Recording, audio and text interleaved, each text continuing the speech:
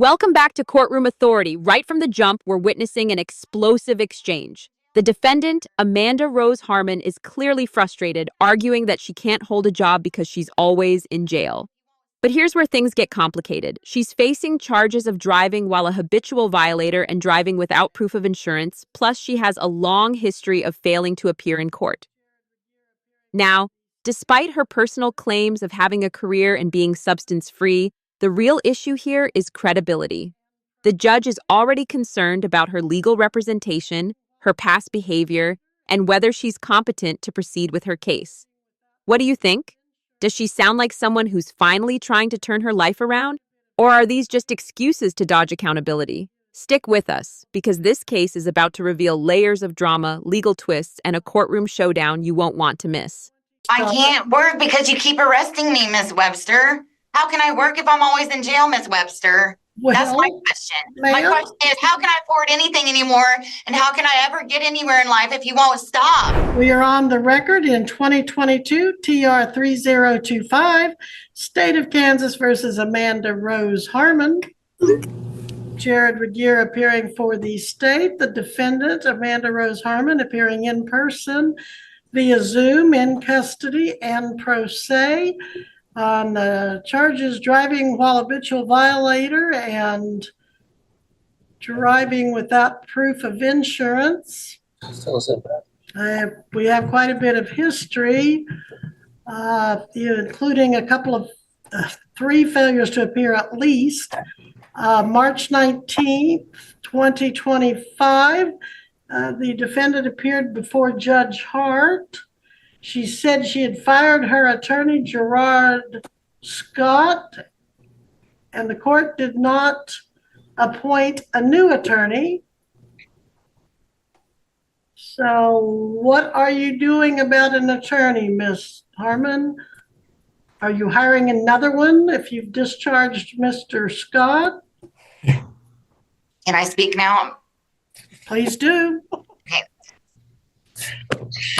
I would like to be plea out or kick me out of Kansas. Those are my 2 options today, because this has been going on since September 22. Like you said, we got a lot of history. Let's just get this over with. It's ridiculous.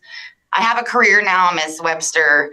I have a lot going on for me, Miss Webster. This is the first time in my life that I'm not on any substance. I have a career going on for me. This is my only. But this is a lot, $30 an hour plus 25% commission. It's unprecedented to have a career. I do grant writing. That's all I'm going to say today. And so you guys have at it. That's all I'm saying. Well, I hope you plan to answer a few questions because I have some. First of all, how old are you? 48. You're 48. And this is the first time you're off of substances? No, I've been off for 4 years before that. I'm just saying this is the first time I've had a career opportunity, and I'm finally off substances. And what is this career? You said you write grants. What's your career? Grant writing. And who do you do that for? For Judge Zavinia, Dr. Zavinia. Was it judge, doctor, or both? Yes, both. Okay, judge, who's a doctor. Where's his number? His phone number's what state or area is that judge located in? Vegas. So I'm saying, kick me out of Kansas. Kick me out of Kansas. The judge is located. Hang on. The judge is located in the state of Vegas. Yes. No. Las Vegas, Nevada. All right. I work from home, but I have an apartment there. I'm ready to go. I got a plane ticket already. I'm ready to get this case over with. Whatever. If we need to transfer it, go ahead and put me on probation. I don't care. Okay, well, slow down a bit. All right. So are you? I need to get back to work. I got kids to feed. I got a house. Hold on. Attorney Gerard Scott, it looks like, was allowed to withdraw. Maybe. We had a competency issue going on. Did you ever go in and submit to the evaluation? He did that this morning. Okay, you had a competency evaluation this morning. Correct. So we'll probably be getting some reports from the evaluator before long. And on the issue of the attorney, And we've got a lot of history on this case. But it sounds like you can afford to hire an attorney with this I stuff. can't work because you keep arresting me, Miss Webster. How can I work if I'm always in jail, Miss Webster? That's my question. My ma'am, question is, how can I afford anything anymore? And how can I ever get anywhere in life if you won't stop? You got to stop abusing me. You got to stop. well, ma'am, you have to come to court. You have to stop. You have to come to court. You understand that? You have to stop missing court. Yes, I do understand, Miss Webster. Thank you. You're welcome. Yes. Okay. All right.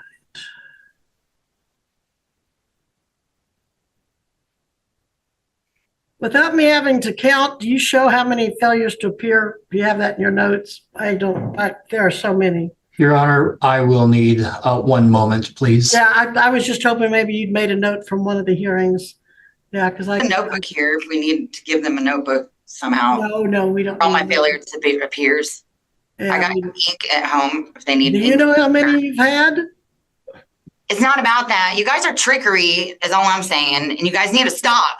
Okay, well, how I are got we? a career. For the first time in my life, I've got a really good career.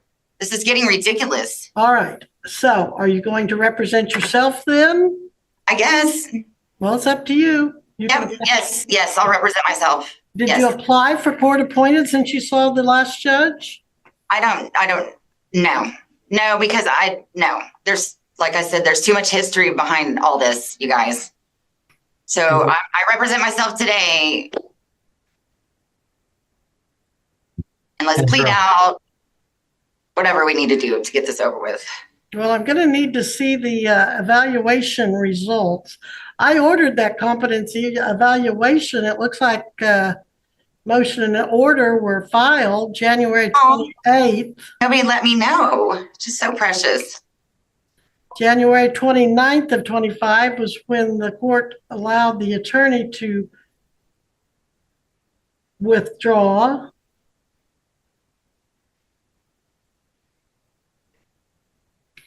Now, for your information, there was on March 19th of 25 an amended complaint and information filed. So officially, you're looking now at count 1, driving while habitual violator, a Class A non-person misdemeanor. The state did on March 19th dismiss the no proof of insurance. So apparently, they've gotten proof of insurance. The only charge you're looking at right now is driving while an habitual violator. But I'm not in a position to entertain a plea of any type from you until I get the results of your competency evaluation. It's fine. Let's just get this over with. Well, I understand that, but Deputy, did they give you any idea how long it might be on the evaluation? If in fact she had one this morning, did she have an evaluation for competency? She did have a visit this morning. I'm not sure who it was with. I have no recommendation on time as far as how long they're taking with anything. It sounds like you're not even sure that it was a competency evaluation as opposed to maybe a therapy session. It was a competency, and she was from the courts. They should have that by now. It was some kind of pro visit, but I don't know who it was with, ma'am. Okay. Mr. Regier, do you know anything about that? I do not, Your Honor. It does appear that previously on motion of the defendant's attorney at the time, if my memory is correct, that the court did enter an order for determination of competency. It looks like that was filed with the court back in January of 2025. I was not the prosecuting attorney at the most recent hearing before Judge Hart, although after conferring with the county attorney, the state has its own concerns as it relates to KSA 223302, which I believe that order was issued under. So the state the state respectfully submits that the court should maintain its prior orders on that particular issue. In response to the court's inquiry, this or rather earlier inquiry. This is a case that appears to have at least 6 prior failures to appear. It would appear that perhaps most notably, based off my notes, the matter was set for bench trial back in March of 2023, at which time the defendant excused herself from the bench trial. So the state does respectfully maintain that the court's prior orders, both concerning the competency order and any orders concerning bond, should be maintained. All right, right now she's sitting on a. Ma'am? Yes, It sir. was a competency hearing this morning. Bless you. Good, good. Thank you. Thank you. All right. Looks like, and right now it looks like she's detained on a no bond hold, officer. I'm going to order that be maintained. I'm also going to appoint Attorney Darren Patterson to. All right, thank you. Have a good day. And I'm going to note that she got up and left in the middle of the proceedings again. So we're going to reconvene May 12th at 9 a.m. No bond hold. Darren Patterson appointed. Clerk, please let Darren know that she's being held on a no bond hold with awaiting a competency evaluation, at their next hearing being May 12th, 9 a.m. in case he thinks we need to visit anything before then.